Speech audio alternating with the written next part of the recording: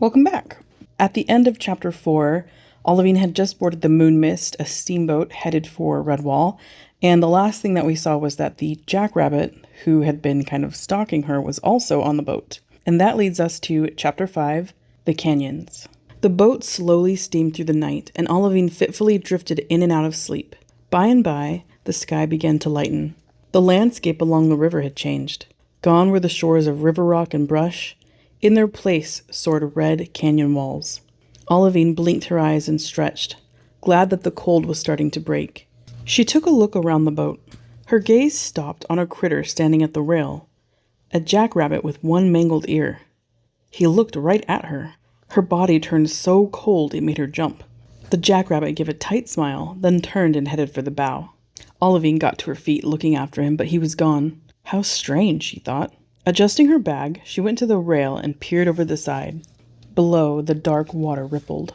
As the boat cut a path, she gripped the cold metal and thought of her burrow. In time, the sun grew higher, taking the sky from a pale yellow-white to a soft blue. Olivine heard a chaotic din of voices and wagons as they came around a curve. She leaned out and caught sight of the riverport. Her eyes boggled, amazed at the spectacle. A long line of critters swarmed the pier as they sighted the boat. On the riverbank, more critters zipped through a jumble of wagons and rickshaws. There were mountains of cargo and luggage next to a big wooden lean-to. And, rising above the commotion, like a craggy-faced giant, was the canyon wall. There it is, she thought. The riverport. She let out a sigh of relief. She had made it this far. Then she took a big breath to steady herself, because this was only the beginning.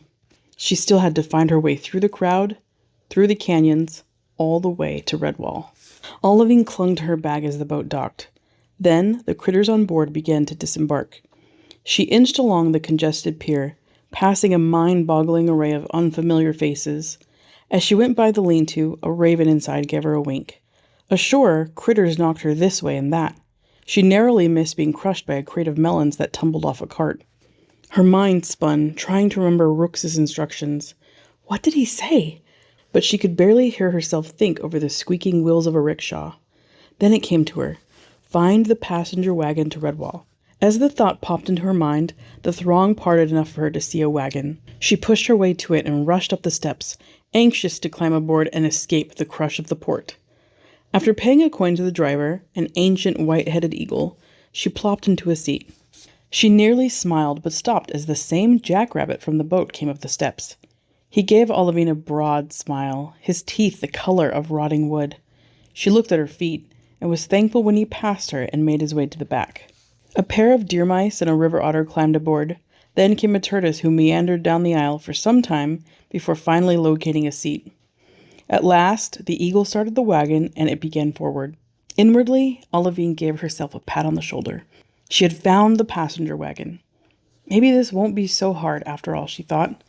In no time, she and Hazel would be back home, and this whole ordeal would be a faded memory. At a fork, the wagon turned south and entered the canyon. Olivine looked out over the sights in wonderment. She had never seen anything like the imposing red walls. Here and there, grass and stray wildflowers poked out from the cracks.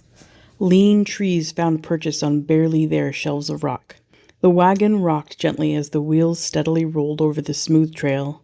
Olivine yawned and rested her head on her bag. She hadn't slept properly for 2 nights in a row, and her eyes burned. At the front of the cart, the deer mice had a low conversation. The otter read a book, and the tortoise snored. From the back of the cart, the jackrabbit watched as Olivine fell asleep. That is the end of chapter 5. It is a short chapter, but next time we will get started on chapter 6.